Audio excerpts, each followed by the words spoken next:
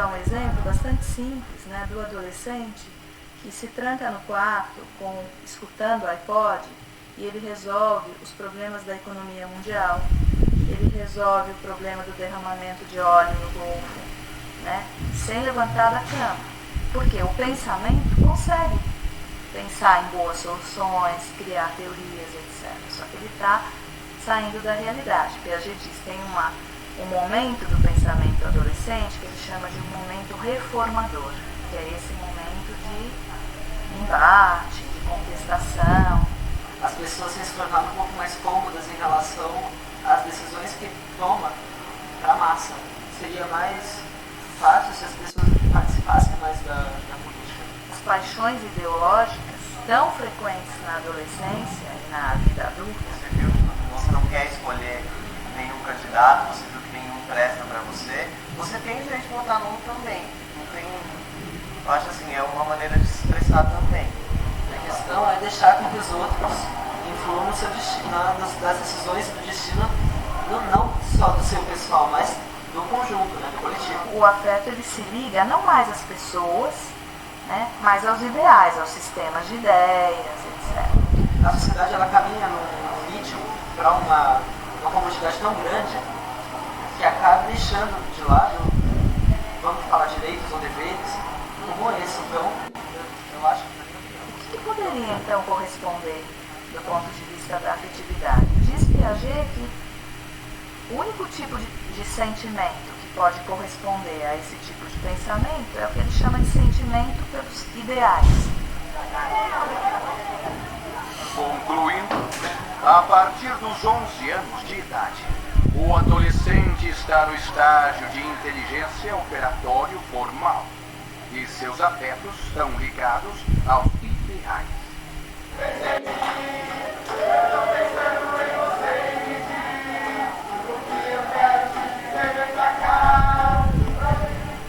Piaget não se perguntava sobre o significado subjetivo do mundo para o sujeito. Ele se perguntava sobre o significado objetivo, como é que o sujeito atingia a objetividade do mundo. Para Piaget, a partir do momento que a criança começa a representar o mundo, ela pode interiorizar objetos, né, por meio de seus representantes. Ela não precisa ter o cinzeiro na frente, mas ela é capaz de trabalhar com a palavra cinzeiro, com o conceito de cinzeiro, com diferentes cinzeiros que se encaixam no conceito. Espere um minuto. Tem muito conceito abstrato aí. Piaget era, antes de tudo, um cientista. Alguém que se baseava em experiências empíricas. Ou não? Nas suas próprias palavras, né, ele considera que o modelo que ele tem, né, de fazer ciência é justamente o modelo da biologia, das ciências físicas e matemáticas, né? Então, por ter tido esse modelo, por continuar tendo esse modelo, ele diz: tenho que fazer pesquisas que confirmem, que possam ser repetidas, né, que me deem provas empíricas, né, de que essa teorização ela está adequada. E ele acaba considerando que ele conseguiu fazer isso para a inteligência e não conseguiu, ou acha que não é possível, fazer isso para a afetividade. Mas, senhor Piaget, por que escrevestes tão pouco sobre a afetividade? Porque eu precisava de mais fatos. Ou seja, ter indicadores empíricos, objetivos, que possam ser replicados em diferentes pesquisas para chegar às mesmas conclusões. Sim, fatos. Acho que as pesquisas das novas gerações darão uma grande contribuição. Alto lá, senhor Piaget. As novas gerações são assunto para um outro momento.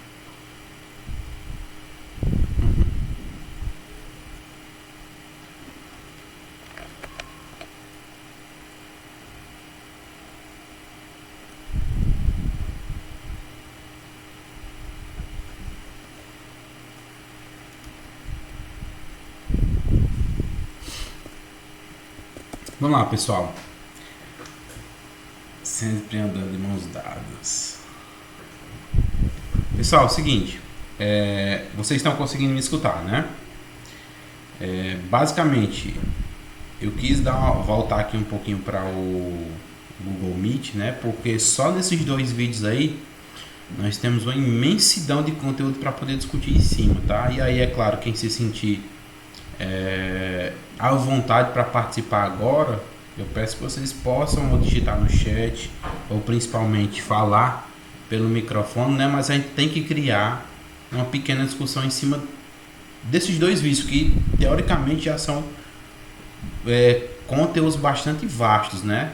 Por mais que a gente esteja aí numa avançada hora, né? Mas a gente encerra nessa nossa aula. Nós temos aí cerca de mais 14 minutos para poder criar uma pequena discussão em cima disso. Então, até agora, nós vimos que a afetividade ela não se distancia nem um pouco do processo de ensino-aprendizagem e muito menos do processo de inteligência na voz do Jean Piaget, tá?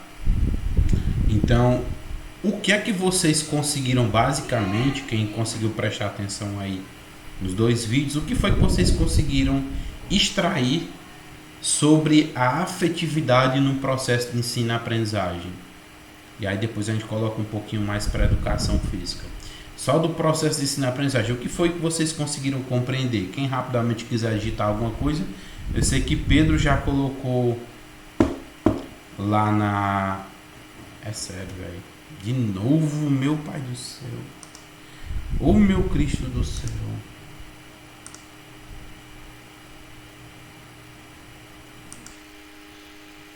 Então, o seguinte, nós estávamos nessa pequena discussão antes da nossa queda aí de novo, né? Então, vamos lá. Vocês entenderam o que foi o questionamento que eu fiz no próprio vídeo, assim, na nossa aula? E alguém se sente à vontade para comentar alguma coisa?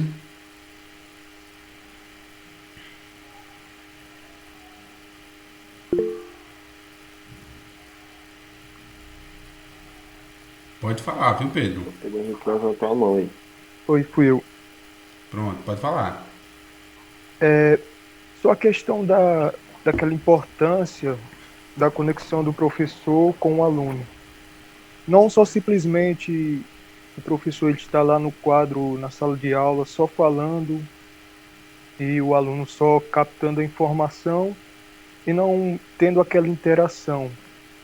Muitas vezes acontece a maioria dos alunos ficarem calados, só o professor falando, mas eu acredito que como professor e ele como entendedor dessa questão da afetividade, professor-aluno, ele também deve buscar puxar do aluno para ele começar a interagir dentro de sala de aula.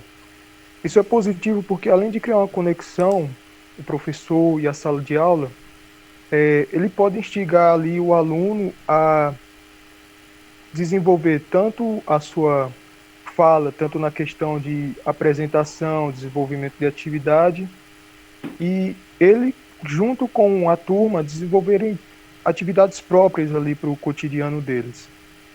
Isso dentro de uma sala de aula acredito eu que faz uma grande diferença, tanto no aprendizado. Tanto o professor aprende, como o aluno também. Boa, Pedro Henrique. É o seguinte, isso daí tudo que você falou está muito bem representado, principalmente no primeiro vídeo, né? É claro que o segundo dá uma base de entendimento, né? Uma fundamentação para o vídeo que tem do professor substituto, mas é muito interessante, e aí parabéns mais uma vez agora para quem participa também do chat, do áudio, tá?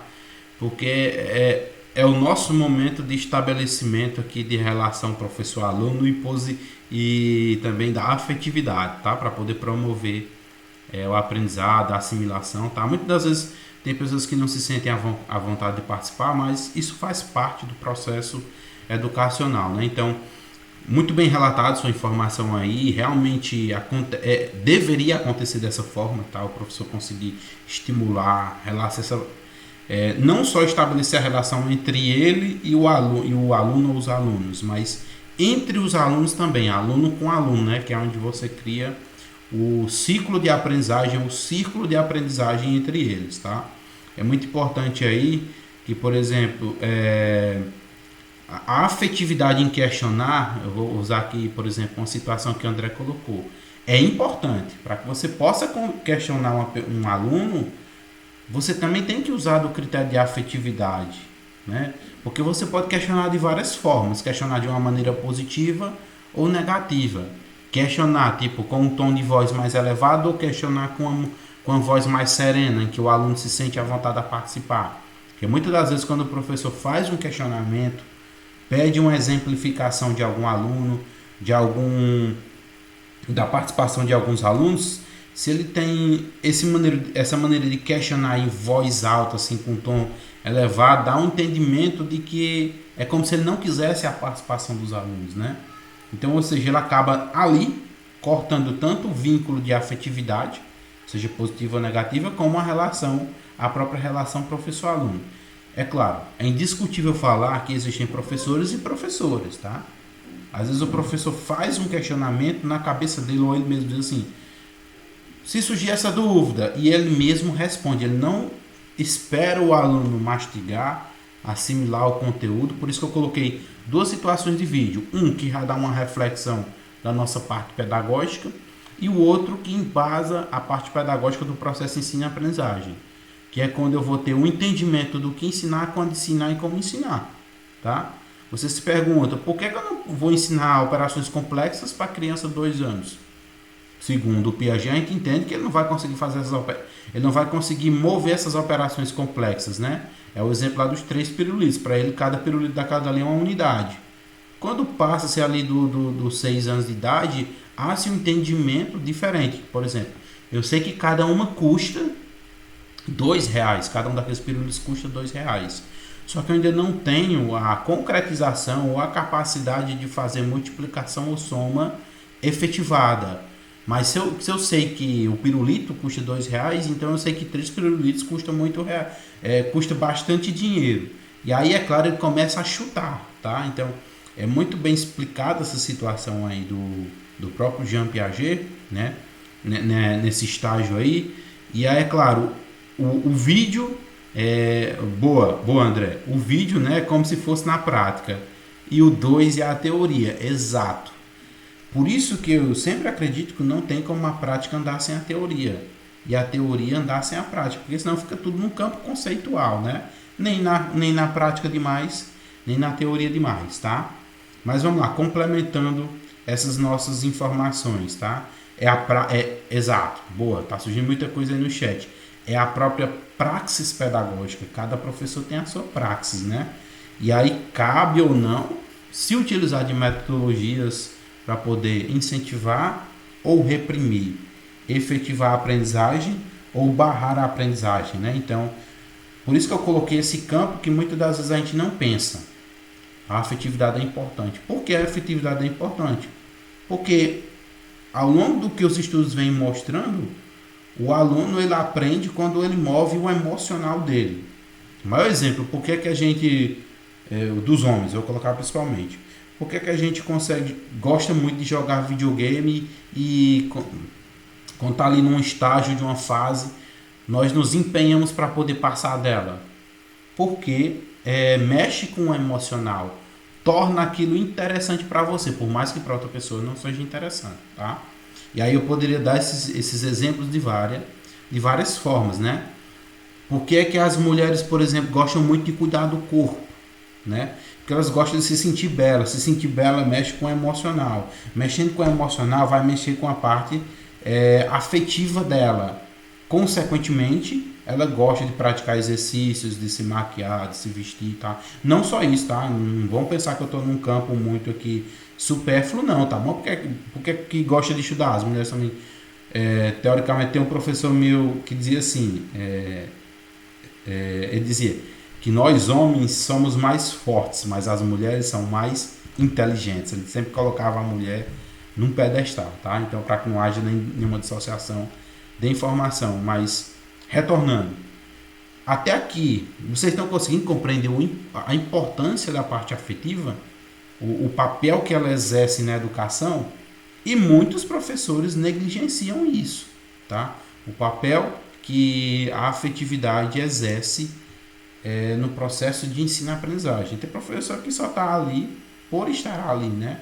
Só quer mesmo ministrar o conteúdo e não pensa nas capacidades, nas competências, nas habilidades que os alunos vão desenvolver. E é claro, totalmente, se o aluno não aprende, não é 100% culpa do professor, tá?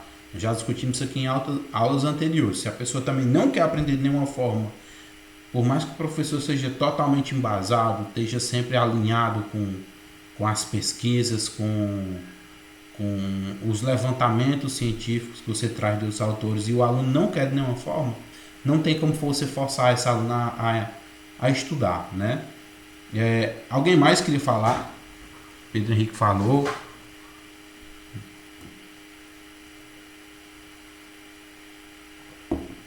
Falando aí com relação aí até do segundo vídeo, né, que a gente pode observar que é até autoexplicativo, né, essa questão da aplicabilidade da teoria construtivista do Piaget, né, que ele trabalha muito essa questão construtivista com o aluno, né, e através dessa afetividade é que a gente faz com que o aluno se torne proativo, né, e possa desenvolver suas capacidades tanto motoras quanto intelectuais. Isso mesmo, muito bom. Porque se a gente até ficar jogando apenas conteúdo assim, né, pros alunos e tudo, a gente também não vai conseguir compreender, porque é do ser humano. O ser humano ele se expressa de várias formas diferentes, né? Há seres humanos que conseguem expor seu conhecimento através de uma prova avaliativa ali escrita, já outros conseguem apenas na prática, já outros, né, precisam de um incentivo a mais. E essa forma de afetividade, de interação professor-aluno, faz com que essas capacidades elas sejam externadas.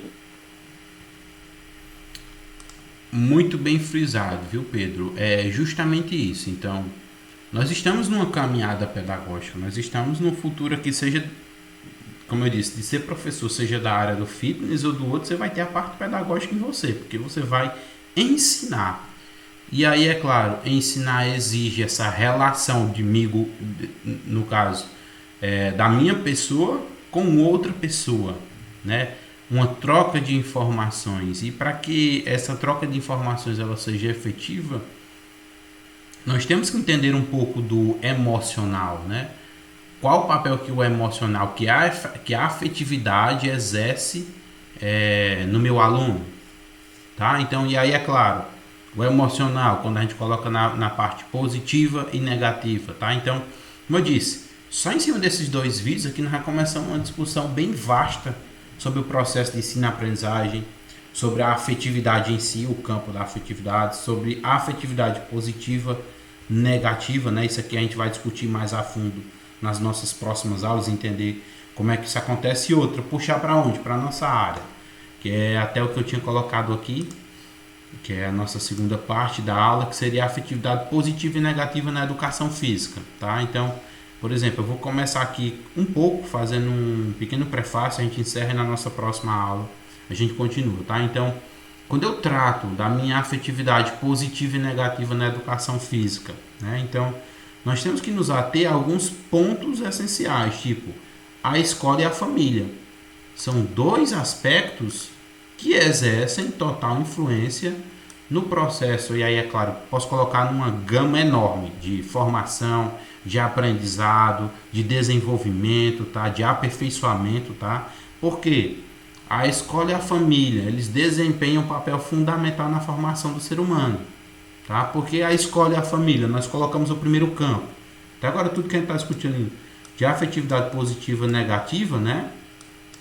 Nós falamos no campo da escola, tá? Os vídeos ilustram isso, tanto na situação do filme Professor Substituto, o ambiente escolar, como também na situação lá do Jean Piaget, que traz a informação dentro do ambiente escolar, de cada uma das faixas etárias, o que eles aprendem por instinto, né?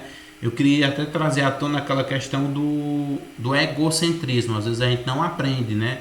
A gente não entende, quer dizer, não aprende não entende quando o professor está atuando naquelas séries iniciais, né? Jardim 1, 2, 3, que não há divisão do brinquedo entre os alunos e o professor não compreende que aquilo acontece de uma maneira natural. Não é porque a criança quer, é porque ela ainda não tem essa formação emocional para poder entender que aquilo ele está dividindo, compartilhando com um colega e compartilhando com o colega, os dois conseguem brincar juntos. Não, é ao contrário. Se você, por exemplo, pegar uma própria sala de crianças pequenas e botar uma bola, a briga é grande. Mas você diz, não, para poder jogar tem todo mundo participar. Ele não quer saber, ele pega a bola e diz, é meu. Né? Então o próprio ato do egocentrismo está muito atrelado ao processo de ensino-aprendizagem, como a gente viu, de uma maneira emocional. Né? Então, dentro dessa perspectiva, a escola configura um espaço de grande relevância social, pois contém um significativo potencial de contribuição na formação e transformação do indivíduo, né? E da sociedade, pois esses se constituem mutuamente. Então aqui não tem como a gente dissociar a afetividade, seja ela positiva ou negativa, desses dois blocões aqui, a escola e a família. É um conjunto entre a escola e a família atuando para fazer essa transformação e essa formação do ser, né, do indivíduo. Tá bom? Oi.